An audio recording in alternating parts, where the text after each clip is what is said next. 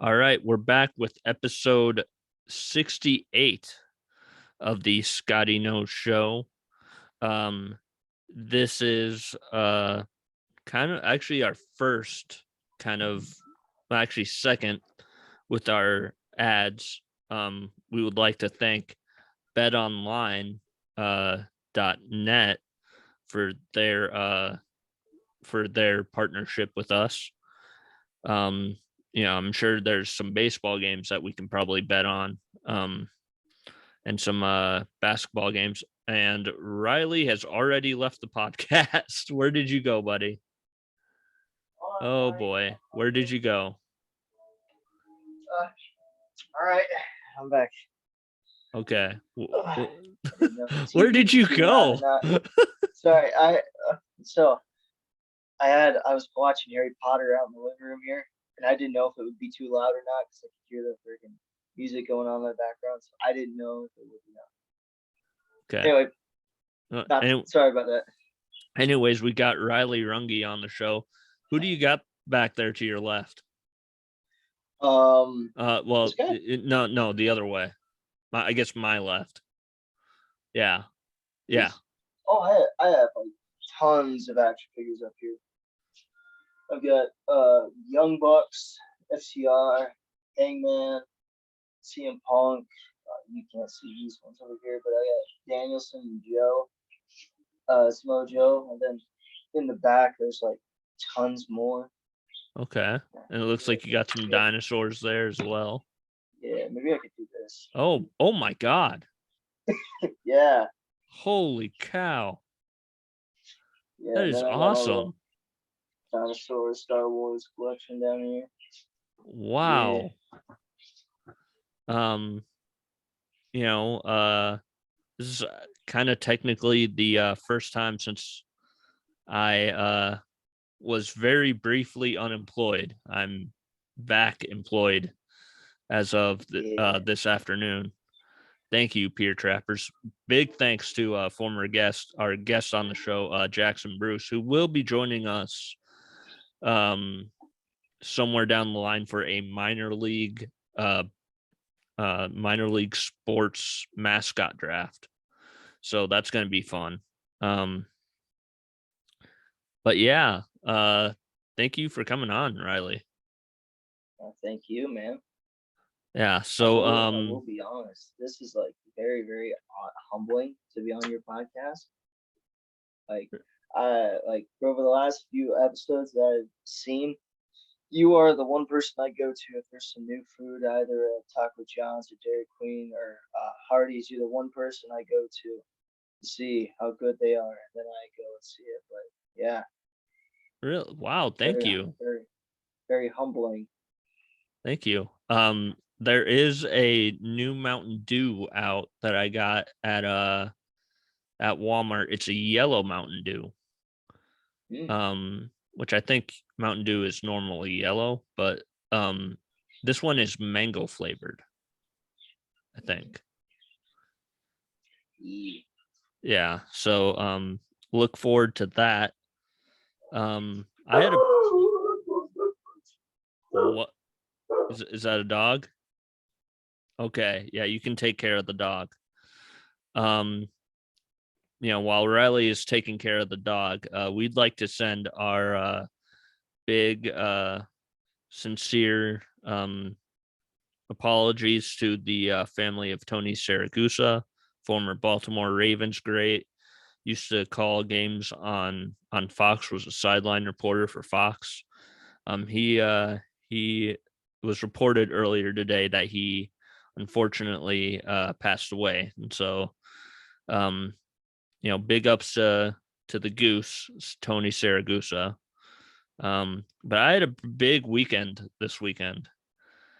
I went to WWE Saturday night's main event on Saturday, but before that, I took my nephew to a place that he apparently has never been before, and it makes me wonder: have you ever been to Wall Drug? Plenty of times. I remember being a little kid, and going down. I don't know if they name the hallways or something like that, but like, the one hallway where you look at the end of it, there's a massive dinosaur. Like, I remember being like 5 years old, first time I heard that thing roar. I damn near shit myself. I don't know if we can curse on. Oh yeah, you can. All right, I damn near shit myself the first time I heard it. Now looking at it, it's like, it's cool, but yeah, no, Wild Dog's pretty fun. Oh I yeah. like the donuts. I like the food. Like lit. Oh yeah. It was an experience. His eyes got so big. I've never seen his eyes that big before. And it's kind of weird because like in South Dakota, it feels like you have to have experienced wall drug at some point. Yeah. It's like that in Mount Rushmore. If you've lived in this state and you haven't been to either of those two places, get out of East River, please. Yeah. And then we went to Blaze Pizza. Have you ever been there before? I don't think I have. Okay.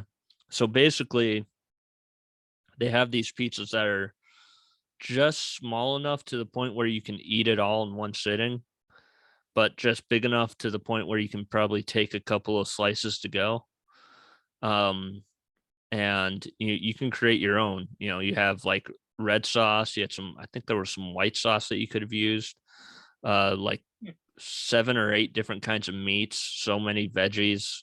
It's like it was basically like Subway for pizza, and then they cook it for you like on like a fire stove or something. Really cool.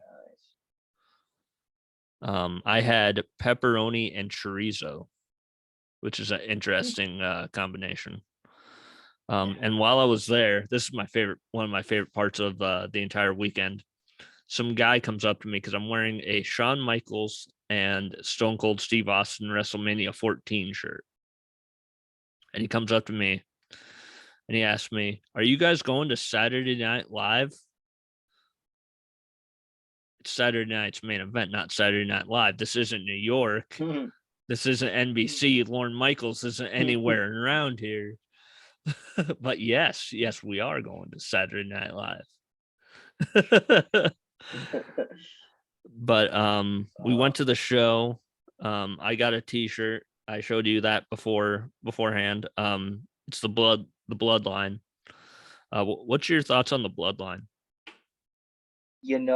I think right now they've grown on me. I'll be completely honest. At first, I wasn't a big fan of it, but they've starting to grow on me. I believe if we could have seen like, great. No, this is gonna be weird. Great. If we could have seen, if we didn't, if WWE wouldn't have let go Adam Cole, Kyle O'Reilly, Bobby Fish, all those guys, and kept the era still going, I think at Survivor Series or whenever the next big pay-per-view is, we could have seen the Bloodline versus UE. Oh yeah.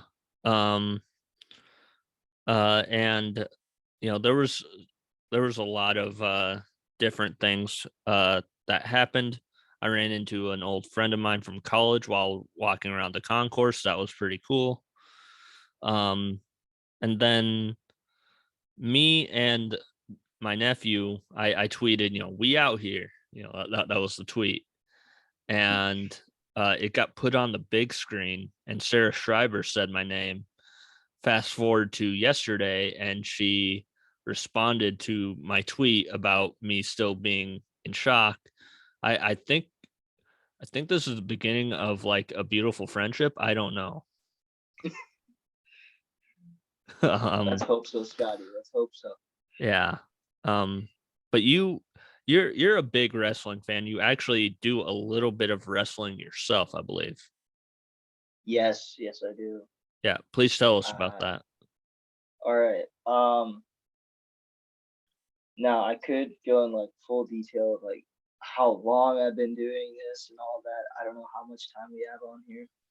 Well, you got to get But to work at some point. So yeah, I guess that's true. Yeah. Um, so I do backyard wrestling. It's not really the best looking wrestling, but it's somewhat close to what you see on TV. Me and a couple of my friends do it, or do wrestling in our friend's backyard. We have a little ring set up and all that. You can find it. Sorry for the cheap word, Scotty. You can find it. The channel known as Skullbuster Wrestling (SBW). The logo is just basically a little shitty font of a yellow SB and W with a white background on it. I think we have like 100 and some subscribers, and all that. Uh, but no, I've been doing backyard wrestling probably since either somewhere in between of 2017 till now, or through now. But it's been a very long, bumpy road. Let me tell you, it's hard to wrestle in some of the climates we've gotten so far. Like I remember wrestling in 0-degree weather when it was snowing, and I also remember wrestling in like probably the hottest of hot temperatures that we have gotten in the past years. And we've moved to different locations for this wrestling ring.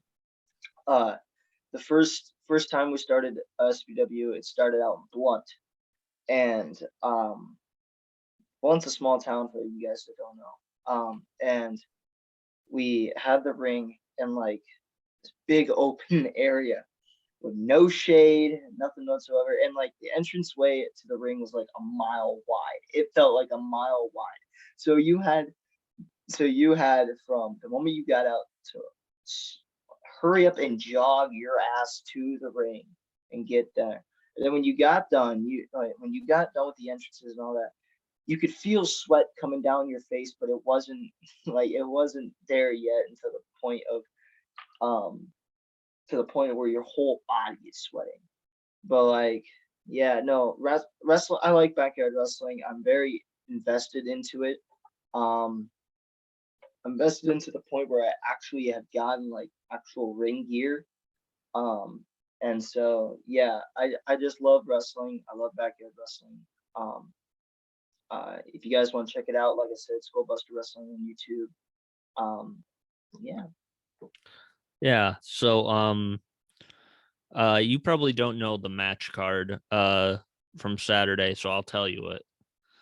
The opening match was the Usos versus the New Day. It was as good as you would expect. Nice. Could have went a little bit longer, but that's just me. The Usos won that. And then we had Biermann versus Robert Roode. I don't know. Are you familiar with Biermann? I've heard that he was a former baseball player, and he either got built really fast, or I don't know a lot about him. All I know is that he was a former baseball player, and seeing the transition from the photo I saw of him in baseball to now, that's a lot of muscle, and I don't know how he got it, but that's a lot of muscle to gain. Yeah, and he was coming for months apparently. Yeah. Like literal. Well, no, not literally coming, but Yeah. yeah, he debuted a couple of months ago, attacked the Mysterios, and it was weird because last time I checked, Robert Roode was a heel, and seeing two heels fight each other was kind of weird. But Yeah. Robert Roode came out to the Glorious theme. It had been so long since I'd heard the Glorious theme. Oh my Yo. god. I was like, yes. Yes, man. Veer won that. Dang. And then we had a pose down, which led to a United States Championship match. Obviously, no titles would change hands at something like this, because why would they? There Well, you I mean, had, they did it with AJ Styles and Kevin Owens that one time. yeah, but that was Madison So Square Garden.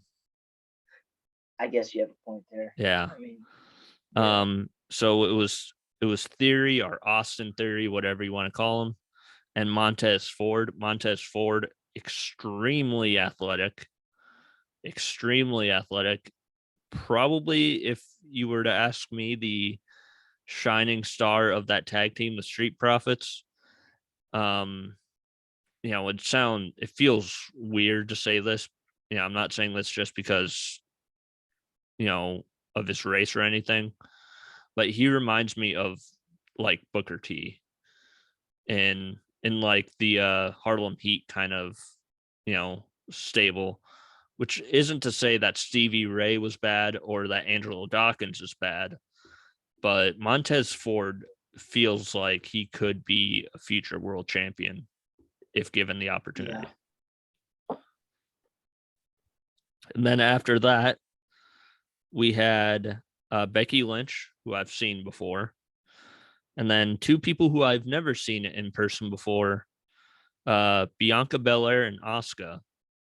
Bianca won.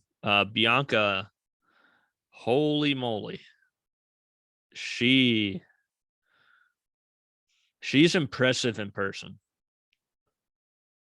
I'll just say that. She like, you watch her on TV, and they talk up about her strength and her athleticism, and then you see it in person, like in front of you, and it's a little more awe-inspiring. Yeah. And then we had a tag team match where it was Aliyah, I don't really know who she is. I think she came through NXT, but again, I don't know who really she is. I haven't seen her on TV all that much. And Raquel Rodriguez versus Shayna Baszler and Natalia. At one point in this match, Natalia, as you know, is part of the Hart family. And is everything okay? Yeah, I'm plugging in my laptop. You're all right, Scotty. Okay. And then Aliyah is also, I mean, she's from Toronto. So you have two wrestlers from Canada. And the lady behind me, who was saying all sorts of things throughout the entirety of the night, goes, "Go back to Canada," while Aliyah and Natalia are in the ring together. Both of them are from Canada. So which one should go back to Canada? Aliyah and Raquel won that. And then I think the next match, I forgot to write this down, but I know it happened. It was an Intercontinental Championship match. It was this guy called Gunther. You might know him better as Walter. I hate that name Yeah. so much. Yeah, it was Walter versus, are you ready for this? Shinsuke Nakamura and Ricochet. So all three of those people in one match. If it wasn't for the main event, that would have been match of the night for me. Yeah, I could imagine how good that match would be. Yeah, it was physical. There was a moment where I hate saying it, but I have to say it. Gunther kicked Ricochet, and Ricochet just like went stiff as a board and just fell back. And I'm like, good God Almighty! Is it true that when Walter chops, can you hear it? Oh Throughout the yeah, you could whole hear it. thing? You could hear it throughout the entire building. Yeah, Oh my nice. God! When he power bombs people, it shook the place. I mean, it was wild. It was awesome though to see him in person, because it looks like he's gotten himself into insane shape. I don't know if you've seen him Yeah. lately, but Oh my God. he's gotten ripped compared to what he used to be. He used to look like well, not your dad, but he used to look like somebody's dad that was just out there wrestling. And Yeah. now he looks like your jacked uncle. Yeah. And then your final match was a street fight. It was Drew McIntyre versus Sami Zayn. And let me tell you, the crowd in Rapid hated the fuck out of Sami Zayn. They Well, the hated him last time so Sammy much. was in, well, the last time I remember Sammy, he got power bombed by Braun Strowman through a table. So I don't know. I like Sammy. I like Drew. Um, Now Sami Zayn as a heel, I don't know. The way he talks, I think is just the one thing that I believe annoys people the most. Yep. But it's so interesting to hear him speak like that because no one really speaks like that. It's like watching a I hate saying it. It's like watching a old like it's like watching a biotopic from from the 1800s when you Yeah. watch Sami Zayn speak. It's so interesting and weird, A- but it's a- cool. And the funny thing is if you ever hear like Owens or Jericho or anybody talk about Sammy, the character you see on TV is almost exactly what he is. He is kind of that annoying kind of goofball character. That's exactly who he is. I like Um, it. but yeah, Drew won that. There was two tables involved. The first table kind of didn't break all that well. Oof, So I mean, you know what I said immediately. I am the You're damn right I said that. table. um, yeah, but seeing tables, seeing kendo sticks and steel steps being used, it was kind of wild. I'm not gonna lie. Overall, it was, as far as house shows go, I've been to I think 3 of them. It was the best one I've been to. Um, so yeah, I believe you have some information about AEW Forbidden Door, which is happening, I believe, this Sunday, if I'm not mistaken. um, Hold on. Yes, this Sunday, June 26th, 8 p.m. Eastern. Uh, it's Eastern. I believe that's 7. 7 p.m. Central. Yeah. I'm so used to. Never mind. Anyway, yeah. The match cards for Forbidden Door. We have. I'll start off from the bottom of the list and go all the way up top that it has. We have the Jericho Appreciation Society, Chris Jericho and Sammy Guevara, versus, oh good lord, Minoru Suzuki. Oh fuck, Ooh. no, ooh, hold on. Oh, let me take that back.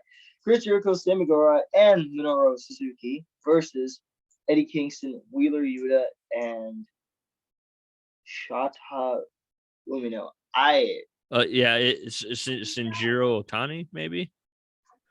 Let me check this on my phone. But that sound like, honestly, when you said Minoru Suzuki, I thought we were gonna get Murder Grandpa versus Jericho. That would be No, sick. yeah. Um, no, so yeah, that's the first match. I am so sorry if I butcher any of these Japanese Oh no, no, guys' names, but I'll pull it up as well. I'll pull it up on my phone. yeah, I have the card off of Dazen, Dazn. Oh, okay. So All right. Um, but yeah, that who do you got winning that one? just because I can see it happening, and I can't remember, even though what was it? Was it Double or Nothing? Yeah, Double or Nothing happened not too long ago. I believe I believe did Jericho and those guys win? Yes, they did. Okay, then it might make sense to have Eddie Kingston, Wheeler Yuta, and O- Shota win, but Okay, so I could see it going the other way as well. So this is what I've got. I've got it pulled up. So you no longer have to do this. So Shota Umino is the name of the guy. Um, Okay. but it looks like we have Pac versus Miro versus Tomohiro Ishii versus, I believe there's a winner of some match that's going to be happening on Dynamite tonight in the I Fatal believe. Four Way for the inaugural AEW All Atlantic Championship. Hold on, let me pull up Instagram here. I believe I remember seeing this somewhere. Let me go there. Okay, and then um, and then we also have John Moxley versus Hiroshi Tanahashi for the interim AEW World Championship. How are you feeling about that? I think I know a lot of people really don't like John Moxley Really? for his work. Yeah, I know like a couple of I have a friend of mine who like really doesn't like John Moxley's work, and I can see his points that he gets from it. I've also been listening to Jim Cornette for over the last few few months, so I get to hear his opinions about John Moxley and AEW and all that. But I believe it's going to be a good match for both the mainly for the U.S. viewers who really don't understand a whole lot about New Japan, because with Tanahashi and Moxley for a main event, that they're gonna have an eye-opening experience with Tanahashi. Yeah, he's And like the person that I always hear him compared to is Eddie Guerrero. He's like the Japanese Eddie yeah, Guerrero. yeah. For that All Atlantic Championship qualifying match, we will find out tonight who's qualifying between uh, Pentagon Jr. and Malachi Black. Ooh, Yes. ooh. But the other matches that I have listed on here: Thunder Rosa versus Tony Storm for the AW Women's World Championship. That should be interesting. Honestly, Thunder Rosa has underwhelmed as a champion, I think. I can see it. Yeah. I just I it, it's gotten to a point where I forget that she's the champion sometimes, because there's all like when it comes to that AEW women's division, who is a champion, honestly, the first person I think of is Jade Cargill. Yeah. Now that you say it, yeah, Yeah, that makes I that don't makes like sense. it feels like the main AEW World Women's World Championship has been kind of put on the back burner, and Jade Cargill has taken that TBS championship and just gave it some level of like interest to a lot more people. Yeah. And then we have this should be I'm just gonna say this is gonna be a peculiar match.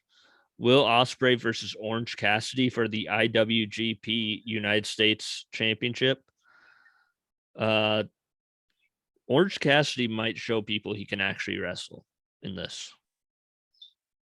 Yeah, I've told my friend this as well, who doesn't like Orange Cassidy. I told him this a long time ago, and I believe I could be wrong.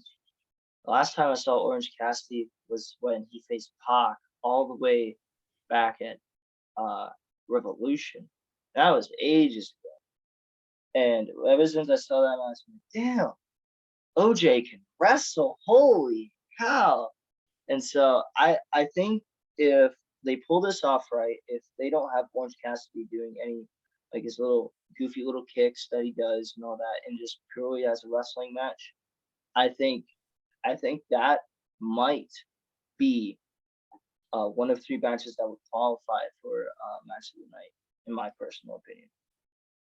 Now he'll probably do that, but it'll be like at the very beginning. Like once you get into the Yeah. meat and potatoes of the match, he'll actually, try. I guess Mm-hmm. it's the best word I can say. And it's not like he Yeah. doesn't try. It's Mm-hmm. a different style of wrestling than your your Bryan Danielsons of the world. It's a different style of wrestling, Yeah. which I think potentially, I'm looking at all these matches. I do notice that I don't see Hangman Page or I know Okada was supposed to be uh scheduled, but I don't know if that's happening anymore.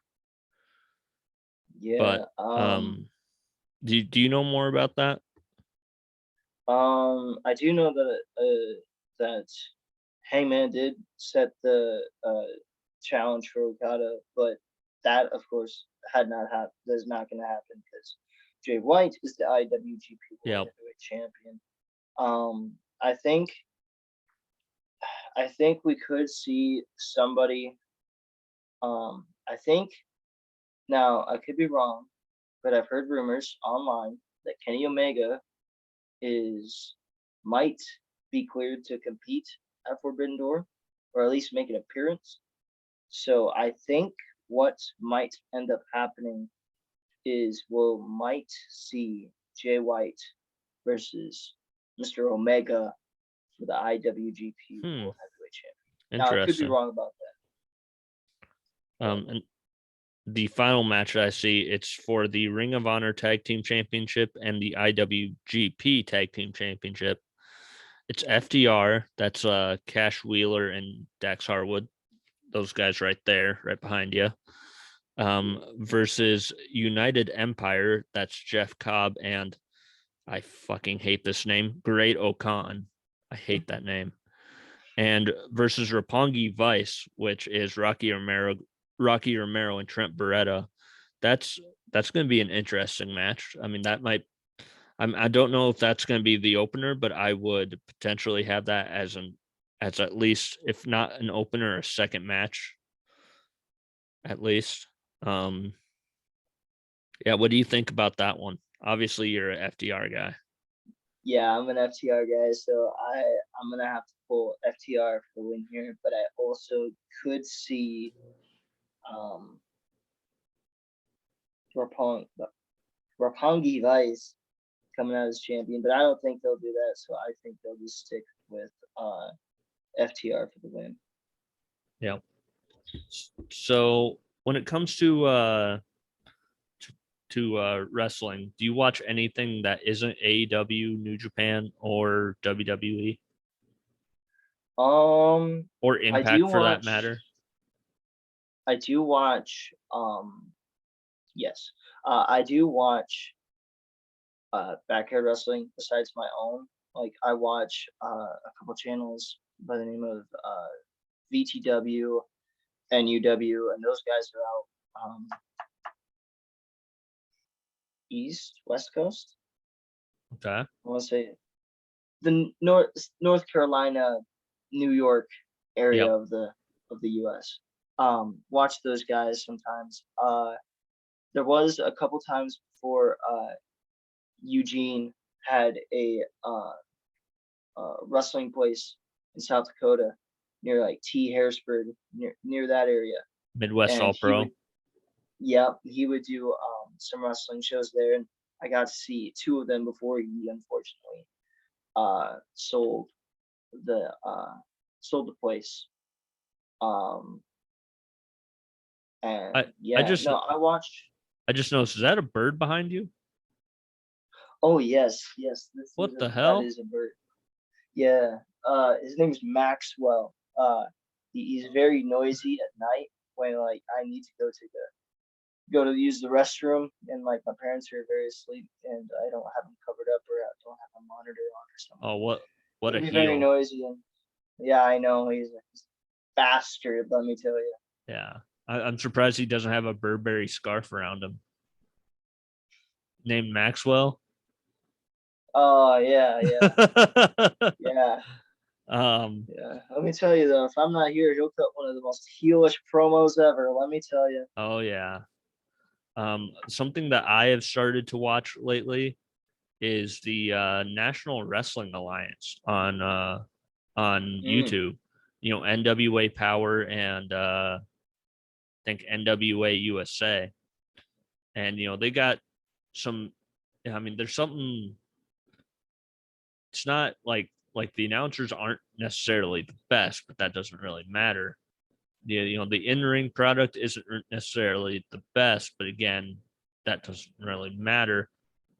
I just think it's cool and interesting that the National Wrestling Alliance still exists. Yeah. Because that is, I believe, the oldest wrestling organization in the world, maybe. Scotty, I don't like the fact you put me on the spot here, but I don't know if you didn't mention on purpose or not. But before the end of the school year, I did a history project, and it was on how it was something to do with culture changing and all that. And I did mine in pro wrestling, and it was how wrestling changed from the 1940s to presents, like the 2010s and all that. And you get into the 40s, 50s, 60s, 70s. They're all good until you get to the 80s, 90s, and all that. And then you get to the WCW, ECW, Monday Night Wars, all that. But no, I had to dive into some in-depth research about like AWA, NWA, WWF, all that good stuff. And there's I believe you are right that it is probably still the oldest wrestling organization still around, but I could be wrong. Yeah, I believe it's been around since like at least 1905, I think, when they had Hackenschmidt and Gotch. And the only reason why I remember that is I remember JR talking about Hackenschmidt and Gotch wrestling each other, and Jerry the King Lawler being like, how the hell you know about that? It's like, because he's a student of the game, I guess. I don't know. Yeah. But they're a very interesting product. They have some people that you definitely know. Velvet Sky is one of the announcers. Bully Ray appears from time to time. Mike Knox.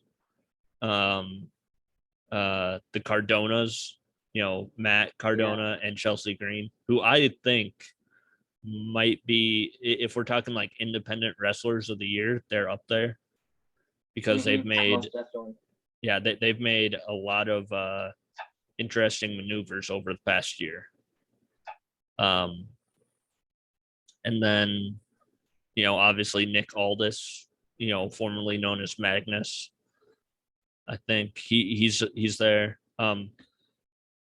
Let's go back to Impact for a bit. They had Slammiversary this weekend, and I'm not sure if you saw this, but they had Sting made a video for them. Yes, I saw. And AJ Styles made a video for them, which was shocking. I did not think that WWE would ever allow themselves to be associated with Impact Wrestling, or at least, help out Impact Wrestling, but they did. That was interesting. Yeah. Did you by chance see Monday Night Raw this weekend or this week?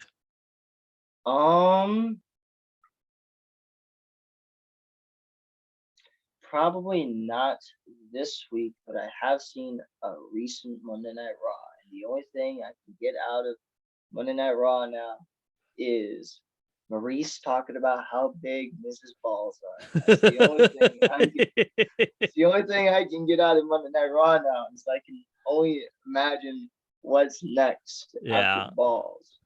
But they had this guy Ezekiel, who is basically Elias without a beard, and they had Elias, and they had them on the screen at the same time. It was some sort of movie magic thing that they did, like a little split screen effect. I have no idea how they did that. And then they had Elias out there at the University of Nebraska, whatever arena that they have there. and he was out there, quote unquote, performing a concert. It was just Ezekiel and a fake beard. I don't know how they got away with that. But this upcoming Monday is through your return of Mr. 20 years Nice. of John Cena this week on Monday Night Raw. So that should be interesting. I mean, he's probably going to belittle Theory is my guess. It's like, oh, you think you're jacked? Well, I'm Peacemaker, bitch. Something like that. Yeah. Which, by the way, have you seen Peacemaker? Oh my god, I have the new Suicide Squad movie. I've seen Peacemaker. I've seen all of them. But why they got to do my guy Captain Boomerang like that in the beginning? Oh, it breaks my heart. But no, like, uh, John Cena. I will say, I don't know about you, but I miss Cena. I do I too. wish, I wish he would stay in WWE and keep doing these wrestling, because now looking back on it, I think um I remember you commenting on a post I made not too long ago, but it was about like the era of wrestling and how like through the 2010s, and I said something like, I believe it was 2012 or 2013 through 2017 is probably the best wrestling in my opinion, and I think and most of that has to do with what Cena did. and I mentioned 2011 because you had Punk. Yeah, yeah, and I agree with that. 2011 through up until then, I believe is the best wrestling because of Cena. But when he comes back, I think we are gonna see a little Cena and Theory. Um, but I think most importantly, I think we all are just gonna be so happy that he's on screen again. Oh yeah. They announced it on Monday. Where it's the Too Many Cooks. It's the Dolph Ziggler and Miz, but worse rivalry. We're gonna get Brock Lesnar versus Roman Reigns again, but this time it's a last man standing match. And even better, I think we're going to get Baron Corbin versus Pat McAfee at SummerSlam. I am excited for Mm, that. I have no idea why, but I am excited for that. yeah, Yeah. So yeah, it's going are you going into your senior year? I am going into my senior year. I can't believe that I can't believe 18 years has flown by so damn fast. Like I remember like it feels like yesterday. Um this is gonna be a story for you that you have never heard. I remember it feels like yesterday. It was either the beginning of school, no, it was the end of middle school, it was the end of 8th grade year, I believe. We were all in Parkview, and there was a thing going on where it was a lip sync battle, and I was a part of it. And um, I remember just waiting for the little piano notes of "Don't Stop Believing" to just start coming on, and at the end of the thing, there I am running laps around Parkview, just singing along and all that. No, I like so much has flown by so fast, so far. So I can't speak. Um, so much has flown by so fast, and I think most of that has to do with the fact that this recent class that has graduated. Because I don't know about you, but they make me feel like not old, but they it's hard to explain here. They to me are like my older brothers and Yep. sisters that I don't have. And so with them leaving, I feel very sad. Most of them are my friends that I've had on the football and basketball team and all that, band and all that. So yeah, no, I think I'm gonna miss them the most. And um, no, yeah, senior year is gonna be very different without them guys there and gals. I should ask, what's the titles that you have there? It looks like an I-90 title. Oh, okay. I normally don't do this because no one really asks, but uh, um, yeah, I'm too. Those are too tall for me to go and get them. So yeah, they're like really tall. I'd have to get a ladder to go and get them. So I'm gonna try and use it with my finger here. So this is a custom belt. In backyard wrestling, I used to be known as the interstate champion, and it is supposed to represent I-90 from in-state here. This title right here is a custom Darth Vader belt I made. Took a very long time to make, but I'm very proud of it. There's still more here. Ooh. Okay. Is it, So it's my baby right there. this one is the Intercontinental title. Yep. White strap. I wanted to make the scratch logo with it, but that's too complicated to do. And then this is the old Ring of Honor World Championship.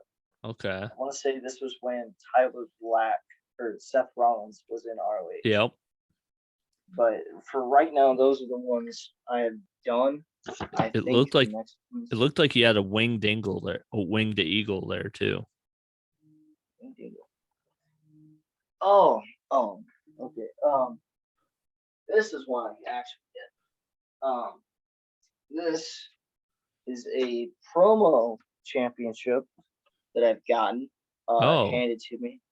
It's like really, really small over the shoulder, but it's so cool. I have no idea what this is representing, but it's called the PPF Resolute Championship. And yeah.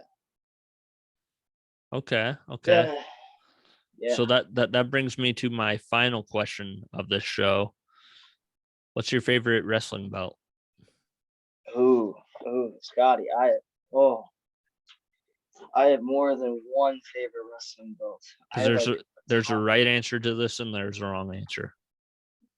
I know that there are right and wrong answers to this. If I were to go from, there's so many though. There's so many to choose. Like, which one do you think is my favorite? Let's see that one. I'm gonna say the Intercontinental title. Nope. No. Big Gold. Yep. The big gold, followed by the winged eagle, followed by that white strap with the Intercontinental belt that you have there. And I actually liked the kind of that vintage, like United States Championship belt that Benoit used to have. I like that one. Yeah, I have a top 5 list of mine too. It goes number 5 is the. I was gonna make a joke there, but I'm not going to.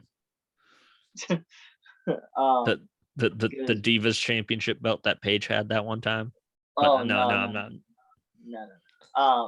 Number 5 is the AWA World Championship. Ooh. Yeah. Ooh. Okay. Number 4 is the NWA 10 pounds TV of gold. Title. Oh, okay. That's a different one. Okay. Oh, just wait. There's another NWA title in there. I'm gonna say 4. 3 is the WWE Undisputed Championship. Ooh. Number 2 is the White Intercontinental Championship. And number 1 is the NWA World Championship. The good old 10 pounds of gold, huh? Yep. Yeah, that's a nice one. I'm old classy. I don't like I like some of the new ones. I don't like. I should say that again. I don't like the new ones of the Intercontinental and the US. I kind of like the US one. Not a big fan of the Intercontinental. No. But whatever they do, I want the old, like from 2003 era tag team belts back, because Yeah. whatever it is that they have, it's not great. No. I think they just from what I see is it went from 2003 to I think they either changed it in 2014 or something like that to like the bronze medieval or the bronze gladiator helmets Yeah. clashing at each other. And then they just basically, when they had the brand split, basically took the template of that, put a blue and red strap on the back, and put silver for the design. And that's Yep. basically what it is. Well, all right. Any last words before the post show? Um, you know, I think, yeah, I also we don't have anything to say. If you guys want to check out SPW, you can. Yeah. All right.